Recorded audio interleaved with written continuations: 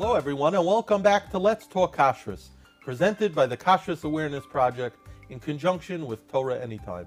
Today I am privileged to be joined by Rabbi Shalom Tenler, Kashrus Administrator at the Star K.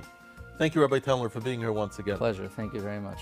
A great topic today that I'd like to discuss with you, one that's very prevalent, and that is DoorDash, Grubhub, Uber Eats. These are services that many people in the Frum community utilize, and it seems that from the experts in the kashrus industry that there are developments and new developments, some of them, in regards to these services that our kosher consumers should know about. So I'd like to ask you, what are those, and bring us up to date. Okay, so first, just a drop of background before we start the conversation. That is that everyone thinks I do vegetables and deal with bugs all day.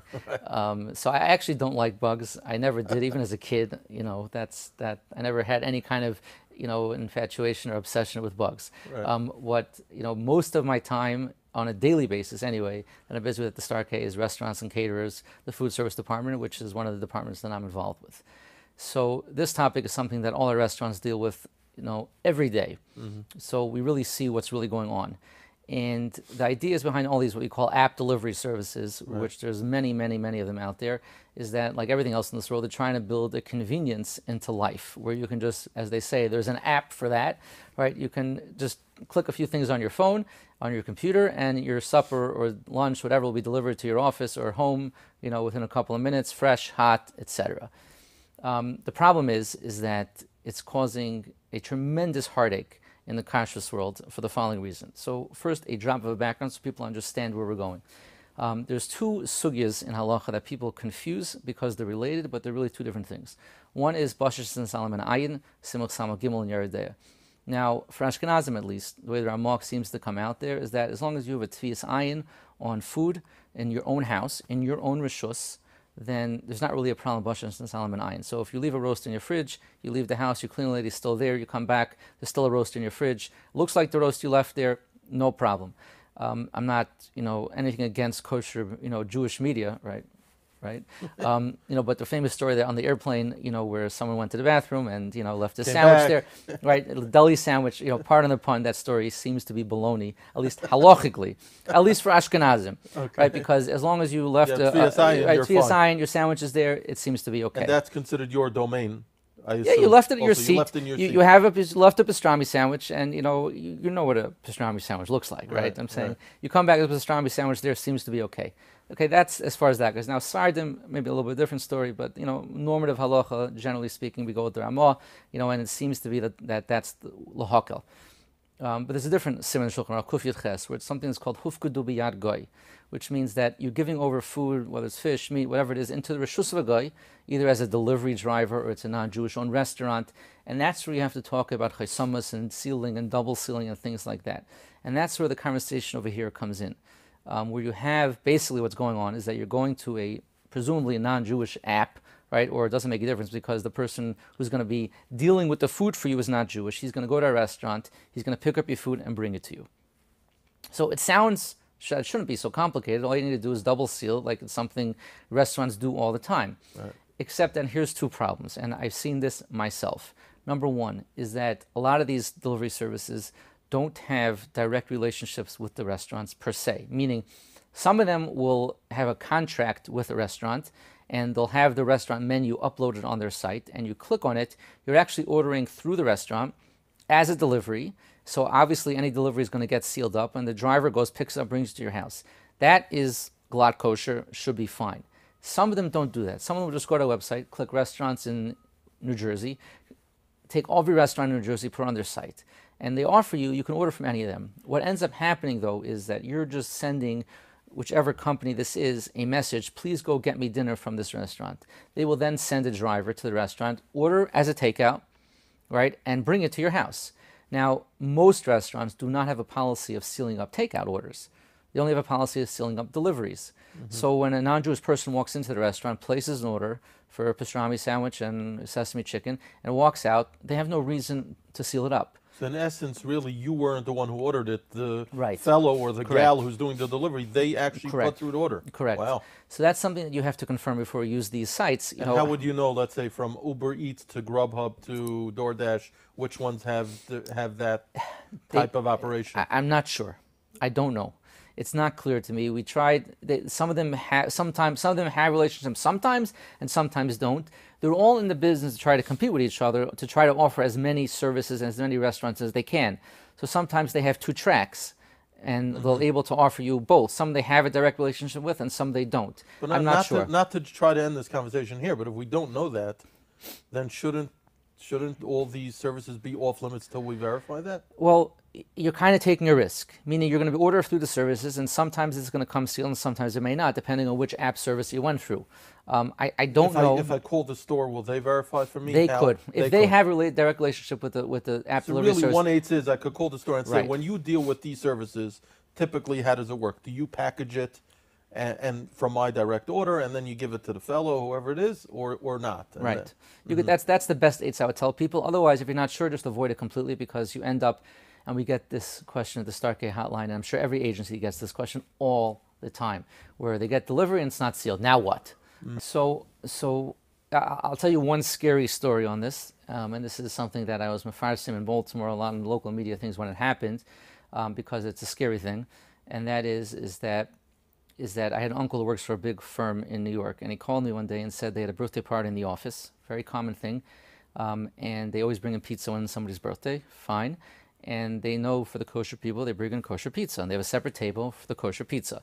He said the office manager has been there for over a decade. She knows already what to do and how this goes. There's a lot of Jewish employees there, and fine. This time, the pizza came in. There was no seal or anything on it. It was just a plain pizza box, generic pizza box, which is not uncommon. No, most stores actually. Right. So he called me and said, can I eat the pizza? I'm like, okay, that's tough. Tfias ayin on a pizza, it's very hard to do. I said, I can't see a clear mahalach over here, a clear heter over here for this. Okay, fine, it is what it is. He called me back 20 minutes later. He was so breathless, couldn't get the words out. He said, he's in Manhattan. He said he went to ask her where she got the pizza from. So there's two pizza shops near his office. One is called Bravo Pizza, and one's called Bravo Kosher Pizza. And she got from Bravo Pizza, thinking that was the same thing. So it was indeed non-kosher pizza. Wow. Right, and this is where chasamas and sealing things up, where Chazal know what they're talking about. You know what I mean? And if your food is not sealed, then it was hufkedu biyad goy, a non-Jewish delivery person brought it. Don't assume and consume, as we say. You got to really find out what the story is with this thing. Now, that's as far as problem number one goes with Uber Eats and all these different app delivery services, where sometimes it's just a simple pickup. The other thing is, and this happened to me myself, where you can order. Let's use someone you mentioned, coffee shops, whether it's Dunkin' Donuts or any of these other things in cities where they have stores like that with a hechsher, and it can even be regular bagel nosh or something like that, and you will order, and especially when it comes to two stores that have the same name, let's say like Dunkin' Donuts is a good example, you can order and you can choose the kosher Dunkin' Donuts at this address, and that's the one you want to order from, and you click what you want to order, purchase. And the ones that have hashgacha usually will have stickers or something on it, indicate that it came from the store that has hashgacha on it. Right. The delivery came, it had no hashgacha tape on it or anything. So I called the company. It was like at 5 o'clock in the morning on the way to the airport. All I wanted was a coffee. And I said, there was no, where'd you get this from? They said, well, you ordered it from the kosher store. Right. So, it's kosher. I said, yeah, but the kosher store always puts a kosher sticker on it. This doesn't have it. Finally, they called the driver directly, and he said, no, it was just closer to where I'm coming from. I went to the other store down the other Dunkin' Donuts. Right, the other store down, the other non-kosher location down the block. Right, I was like, but I chose specifically that location. Apparently, they don't care because it's the exact same product, at least in their eyes. So that's something people have to be aware of also. So I know some stores, or at least some apps, have a no substitute option. Right, so it could be that would help. Would that help? I'm not 100% no sure. substitute? I'll tell you why. Because over here, the driver himself chose to go to the other store. So I don't know if that would help or not. Meaning, even if it said no substitute, we have no guarantee. Right. Unless you say there's a mirsus that the guy wouldn't want to lose his job if he's not doing it right, and he won't go to a different establishment. One second. This is something I tell mashgichim all the time. I just had a seminar last week. I told the mashgichim, I said, you have to appreciate even the best non-Jewish employee, the most trustworthy guy who's working for 25 years. He has as much appreciation for kosher as you would have, let's say, for halal. Now, politics aside, right? The reality is, at the end of the day, how much do you really care? Right? Let's be honest. You know, not in a not nice way, in an honest way. How much do you really care? How much can you be expected to care? It's not reasonable to expect them to have the same level of even close kashrus and awareness that you have for kashrus. Like you're saying, it's not malicious. It's not malicious at all. It's not malicious. Right? It's just to him, a coffee is a coffee. It's not even no substitution. What substitution? I brought you a coffee. Right? What substitution is there? So I don't know that choosing no substitution would even help in this kind of case. It's something that you have to know, and that's where, again, sealing things up is critical, is that if your food arrives from any of these delivery services and it's not sealed properly, then just don't eat it. So the real only answer is to have your product sealed and double wrapped and things like that. That's the only answer. That's correct. Now, people ask, so why can't we make a policy that any order that comes into the restaurants, pick up or take out, has to be sealed? The answer is that, first of all, there are some places that do that. Okay. It's a very big tircha.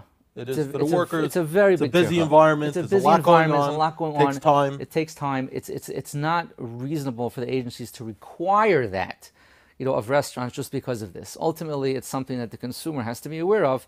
If you're getting a delivery of food, I don't care who's delivering it, whether it's the Heimish delivery service or Uber Eats, whatever it is, all deliveries must be sealed if you want to be sure that's coming from, from the place that you ordered it from, in order to maintain kashrus of the food. And that's something that consumers have to be aware of, and these app delivery services are bringing that out, and it's something people really have to be aware of, because we're getting a lot of questions about it, and a lot of situations where I can't help you, and these are the two big areas where they seem to go wrong from a kashrus perspective. I've also heard, I don't know if you're familiar with it, I don't know how prevalent it is, that some app delivery services have warmers in the car, where maybe they keep the food warm as they're driving and things of that sort. That's possible. I don't know how much of a concern that would be, because generally the food, when it does come, it's usually in a bag, in at least 1 or 2 bags. So I don't know how big of a concern. If it's wrapped properly, if it's wrapped properly, that wouldn't be a problem. Right. They're not going to be that hot.